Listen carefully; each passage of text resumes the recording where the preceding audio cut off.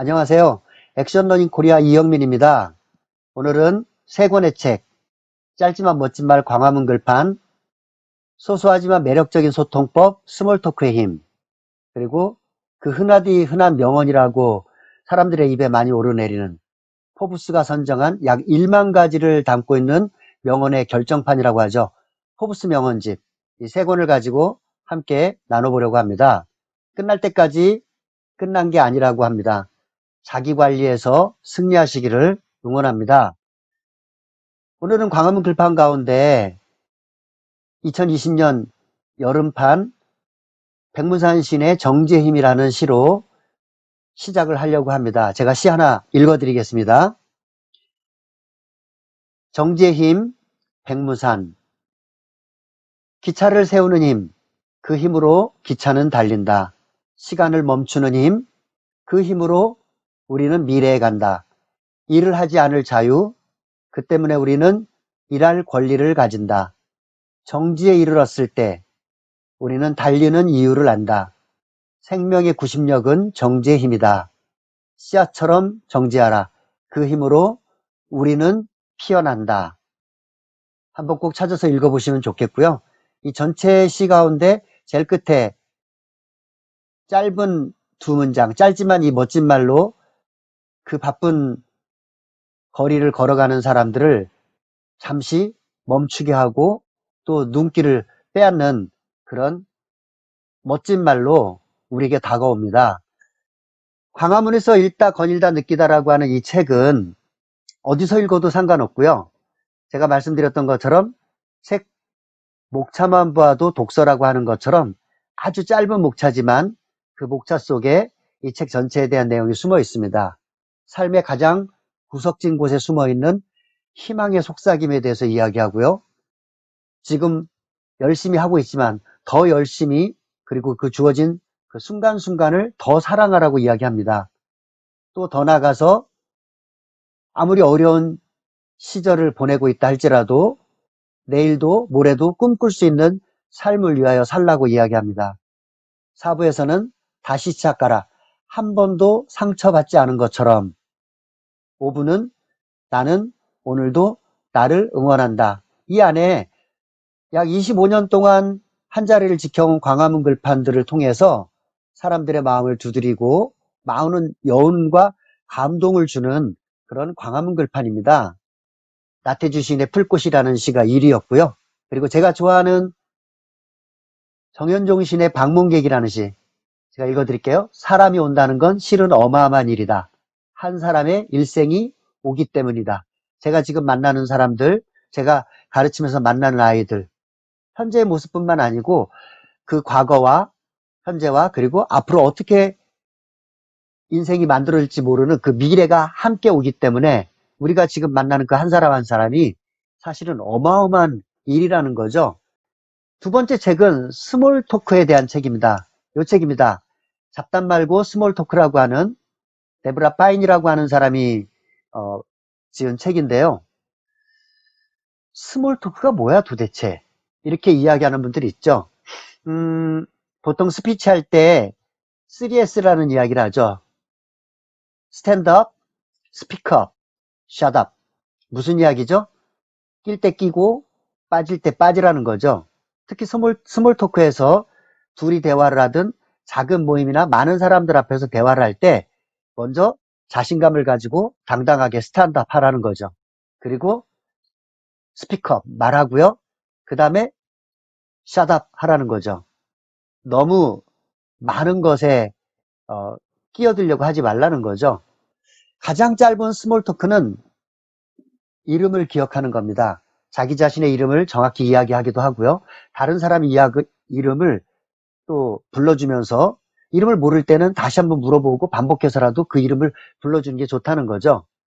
이 책에서는 이름을 닉네임이라든가 또 다른 식으로 이렇게 우습게 하려고 바꿔서 절대 이름을 부르지 말라고 이야기합니다.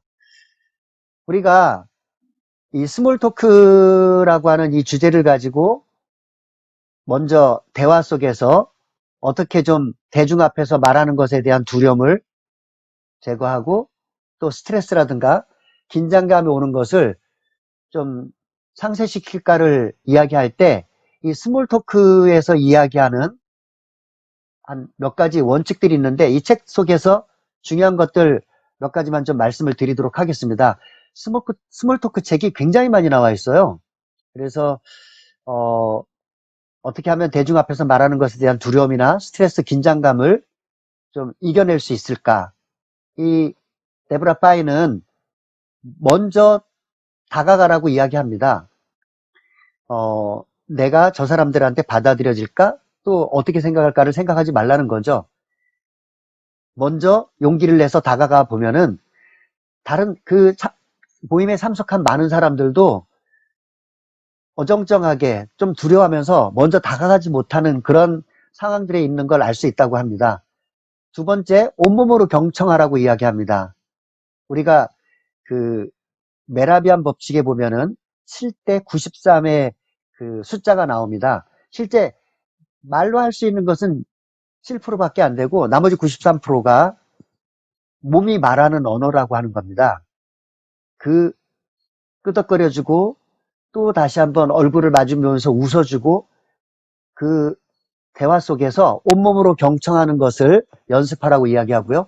그 다음에 좀 센스 있는 그 화제를 미리 준비하는 대화의 소스를 준비하라고 이야기합니다. 대화의 소스를 준비하는 데는 예를 들어서 지금 8월 같은 경우는 휴가철이기도 하고요. 또는 스포츠에 대한 또는 요즘 그 유행하는 어떤 드라마라든가 영화라든가 굉장히 아주 작은 스몰톡이지만 그런 것들을 미리 준비하게 되면은 대화하는 데에 대한 어떤 두려움이나 긴장감을 해소할 수가 있다고 합니다. 관심 있는 척 하지 말고 진짜 관심을 갖고 들어야 되고요. 그 다음에 영혼 없는 칭찬 말고 진짜 칭찬을 해주라고 이야기합니다. 그리고 그 모임이나 그 모임에 참석한 사람들과의 공통 관심사를 찾으라고 이야기합니다. 더 나아가서 그 챕터에 보면은 대화의 살인자들을 조심하라. 그러니까 대화를 하다 보면은 대화에 어떤 찬물을 끼얹거나 대화를 파괴하는 범죄자들이 있다는 거죠. 예를 들면 이런 겁니다. 뻥돌이들이요. 그 다음에 허풍쟁이들이요. 그리고 대화를 독점하는 사람들, 단답형으로 대화를 끊어나가는 사람들, 그리고 모든 것에 껴들려고 하는 꽃겨씨, 그 다음에 FPI-1 무슨 얘기인지 아시죠? 그 다음에 자꾸 조언하고 충고하고 가르치려고 하는 꼰대들, 이런 대화의 살인자들을 조심하라고 합니다. 그 다음에 헤어질 때 다시 또 만날 것을 기약하면서 만남을 부르는 작별 인사를 하라고 합니다. 특히 작은 감사 표시가 다시 만날 때 그리고 다시 만나기까지 오래 기억에 남을 수 있다고 이야기합니다.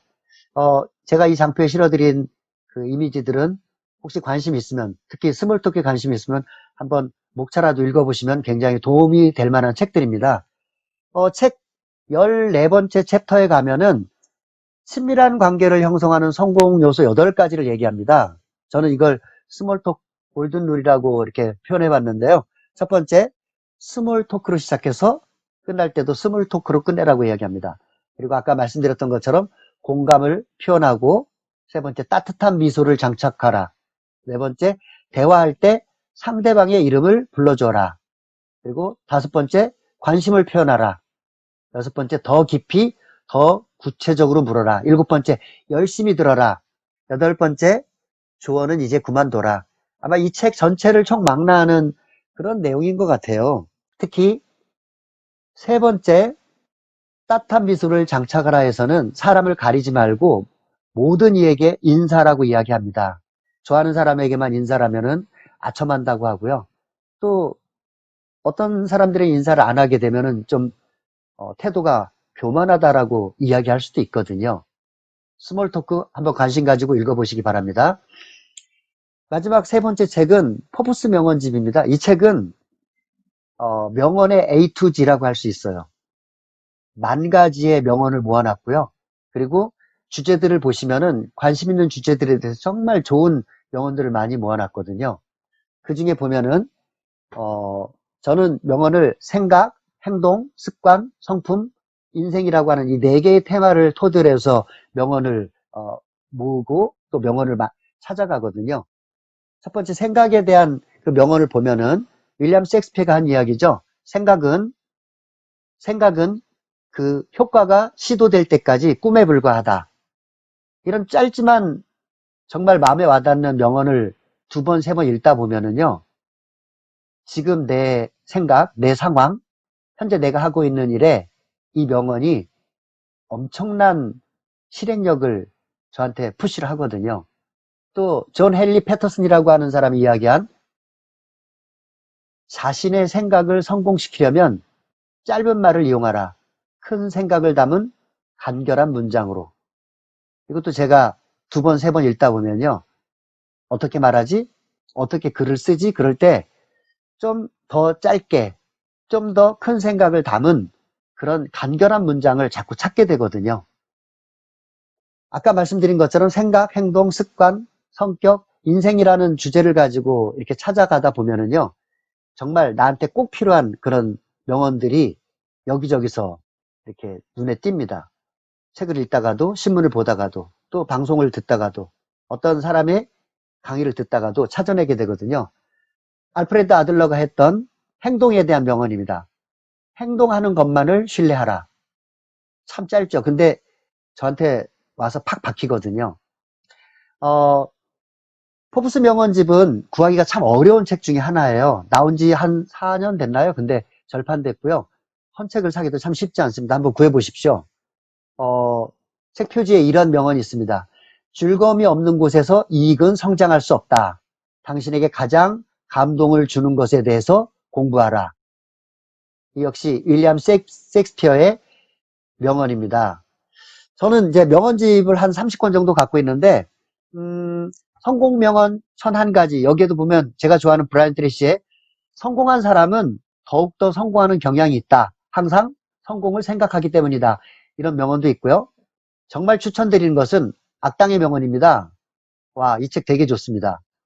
책 표지에 보면 2등에겐 1등이 악당이고 1등에겐 전부가 악당이다. 이런 이야기도 있거든요. 어떤 긍정의 말도 어떤 상황에서 누군가가 하면 악담이 된다. 이 책은 유명인의 명언을 모아놓은 게 아니고 비즈니스를 하면서 또 책을 쓰면서 자기의 어떤 직업을 통해서 경험에서 우러나오는 명언을 모아놓은 것들이거든요. 그리고 걸작 문학 작품 속의 명언 600가지. 이 책도 각 정말 좋은 책들 한 60권 정도를 모아가지고 거기에 10개의 문장으로 책을 이렇게 요약해가면서 문학 작품을 소개하는데 우리가 익히 알고 있는 그런 명언들이 굉장히 많이 나옵니다. 오늘 찰스 디킨스의 두 도시 이야기라고 하는 이 이야기로 클로징을 하려고 합니다. 최고의 시간이었고 최악의 시간이었다. 지혜의 시대였고 어리석음의 시대였다. 믿음의 세기였고 불신의 세기였다. 빛의 계절이었고 어둠의 계절이었다. 희망의 봄이었고 절망의 계절이었다. 우리 앞에 모든 것이 있었고 우리 앞에 아무것도 없었다. 우리 모두 천국으로 가고 있었고 우리 모두 반대 방향으로 가고 있었다. 찰스 디킨스의 두 도시 이야기입니다. 이 책 세 권은요. 다음번에 여러분들에게 소개할 책인데요. 가르치는 분들에게는 정말 꼭 읽어봐야 될 책 세 권을 선정했습니다. 미첼 레스닉의 평생 유치원이라는 책, 그 다음에 EBS 다큐프라임에서 했던 꽤 오래전 책이죠. 최고의 교수. 그리고 존 메디나 박사의 브레인 룰스라는 책입니다. 이걸 가지고 함께 어떻게 우리가 가르치면서 또 창의적 학습에서 창의적 사회로 갈 수 있는지 한번 살펴보도록 하겠습니다. 감사합니다. 고맙습니다.